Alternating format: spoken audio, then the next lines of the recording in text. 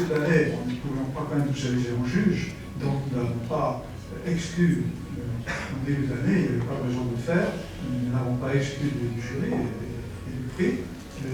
Simplement, nous lui avons demandé, Sandra lui a demandé ce qu'il a accepté de ne plus être président du jury. Donc nous avions un jury composé de 10 personnes à égalité. Bien.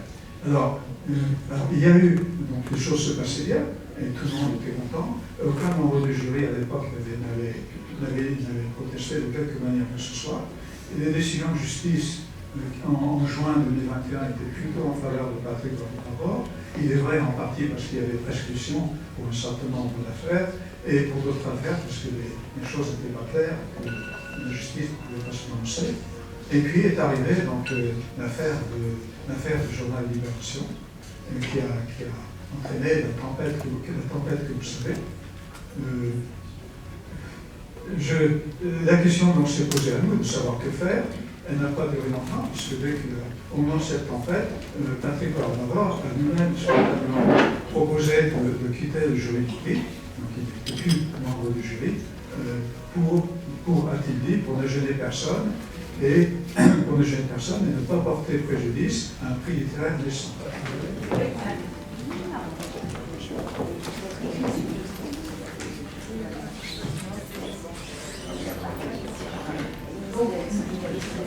Voilà, créé par le Paris littéraire en hommage à Proust pour récompenser donc un roman alliant style d'exception et finesse de propos.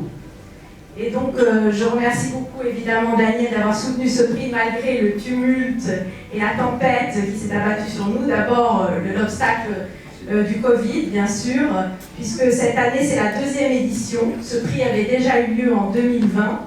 Mais on n'avait pas pu organiser de soirée de remise du prix à cause du Covid. On était en plein confinement en décembre 2020. Et la délibération avait eu lieu sur Zoom, en fait, le 7 décembre 2020. À l'époque, donc, Patrick Poivre d'Arvor était président du jury. Tout le monde et le jury étaient au grand complet. On avait même pu annoncer en direct au lauréat sur Zoom sa récompense.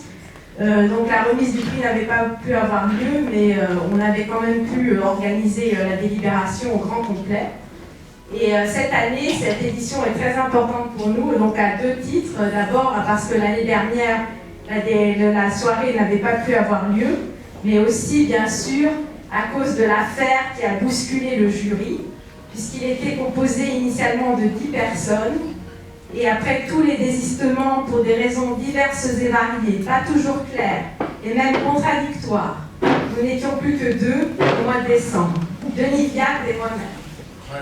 Donc Bertrand Gallimard-Flavigny, que je salue, s'est proposé de se joindre à nous. C'est un écrivain amoureux des livres qui comprend très bien l'importance de ne pas amalgamer la défense de la littérature et les affaires de justice. Donc je tiens à les remercier tous les 2 chaleureusement, Denis Viard et Bertrand Gallimard-Flavigny, pour leur courage et leur indépendance d'esprit. Une magnifique sélection de 10 romans finalistes. Nous avons considéré par respect vis-à-vis des auteurs et vis-à-vis des éditeurs sélectionnés qu'il était très important de maintenir ce prix coûte que coûte et de ne pas céder aux critiques, aux pressions, pour nous contraindre à l'annuler. Pressions qui nous paraissent d'autant plus incompréhensibles que Patrick Poivre d'Arvor s'est lui-même retiré du jury 2021 pour n'embarrasser personne.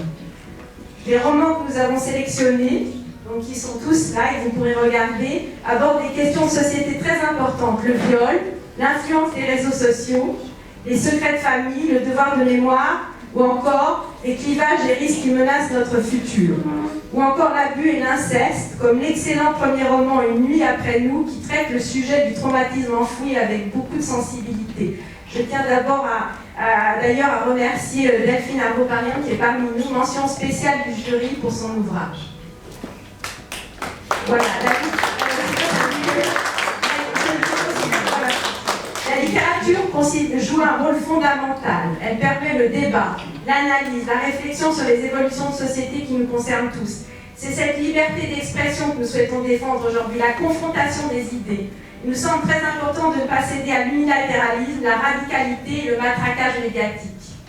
Difficile cette année, nous avions tous les 3 un choix difficile parce qu'on avait 10 excellents romans. On a été vivement impressionnés par la qualité de ces romans. Mais voilà, c'est le roman de Jean-François Hardy, La Riposte, qui nous a tous les 3 séduits. Il est paru aux éditions Plomb. C'est un premier roman qui montre déjà une grande maîtrise, une dystopie qui aborde les questions qui nous hantent, la crise écologique, dont nous devons tous être conscients. Donc ça présente une vision un peu sombre du futur, mais avec toujours beaucoup d'humanité. Bravo à Jean-François pour cette exploration.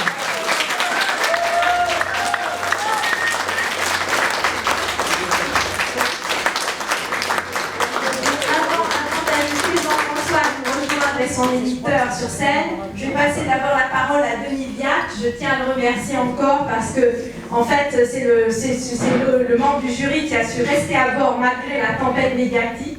Et il a lui-même cofondé un prix littéraire, le prix Contrepoint de littérature française, avec Patrick Modiano en 1971. L'émission encore hier, 8 sur 8. 7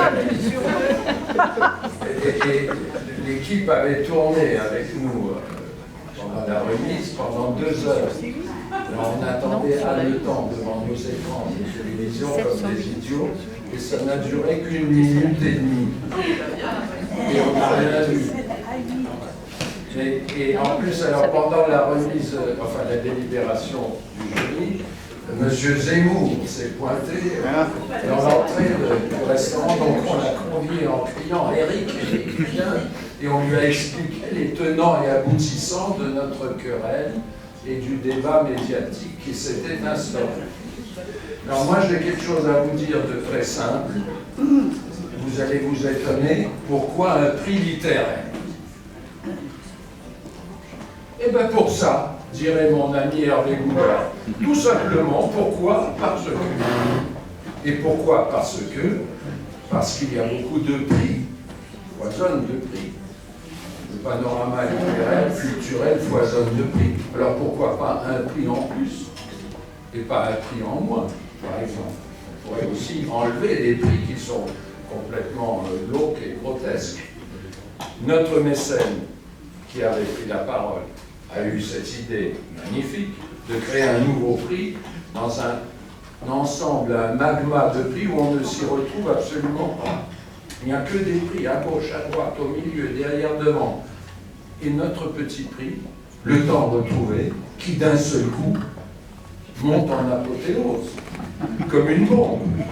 Issu de nulle part, il devient l'objet de toutes les convoitises et de tous les dégoûts, de toutes les déceptions. Incroyable. Alors, vous êtes le premier lauréat. C'est quelque chose d'extraordinaire. Levez la main, le lauréat, parce que voilà.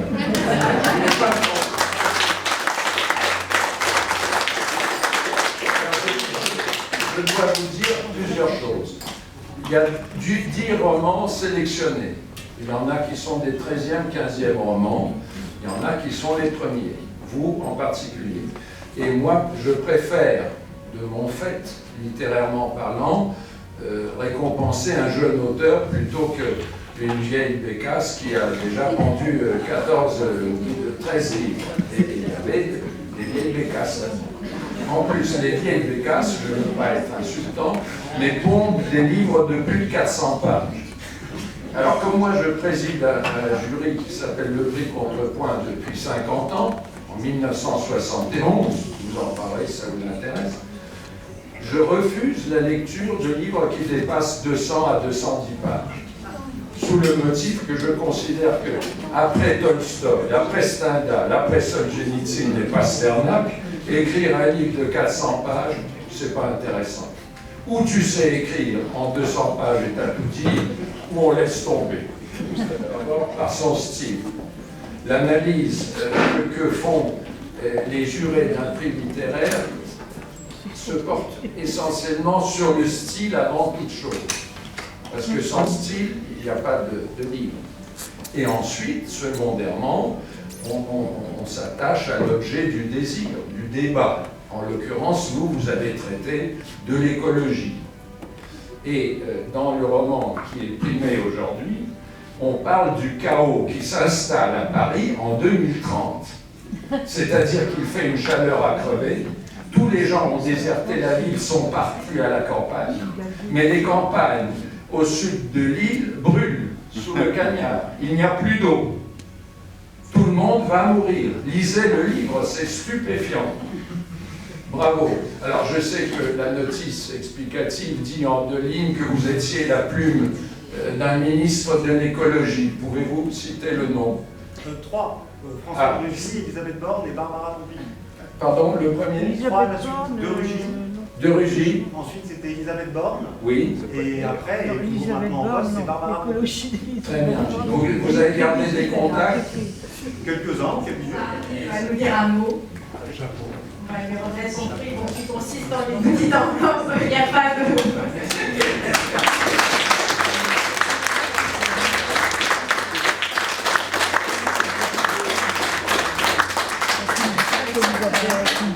Bonsoir. D'abord, je pense que le premier mot à dire, c'est le mot des remerciements. Le premier remerciement, évidemment, il va au prix Le Temps Retrouvé, aux membres du jury, à votre fondation, bien entendu. Ça va aussi à ma conjointe, Laura, qui me fait l'amour d'être là ce soir. Ça va aux éditions Plomb, évidemment, à toute l'équipe, en particulier à mon éditrice Pauline aussi. Et je voulais dire que pour moi, la littérature est un sport de combat. On a beaucoup parlé du contexte qui entoure cette affaire, l'affaire PPDA évidemment, mais bien au-delà de cela, la littérature ne peut pas se vivre en dehors de son époque. Le livre, vous l'avez très bien, très justement dit, est effectivement un livre qui parle de la crise écologique, de la crise dans laquelle notre société, notre civilisation est en train d'entrer, de s'insérer. Et cette crise-là redéfinit tous les rapports de force, elle redéfinit les rapports sociaux, elle redéfinit les rapports économiques. Et donc en fait, quand on écrit un livre comme celui-ci, on se doit de doter les personnages d'une certaine force de vie, d'une certaine ambition. Et pour celles et ceux qui l'ont lu, il ne vous aura pas échappé qu'en fait, le personnage principal masculin est un peu faible, et les personnages principaux féminins sont tous très forts. Et ça s'appelle la riposte parce que chacun et chacune, à un moment dans le livre, cherche un moyen d'engager la riposte contre l'ordre des choses, l'ordre établi, ce qu'ils subissent au quotidien dans leurs existences. Et évidemment, en disant cela, je pense à mes parents qui auraient sans doute été assez fiers du fait que j'ai aujourd'hui l'honneur de recevoir votre prix.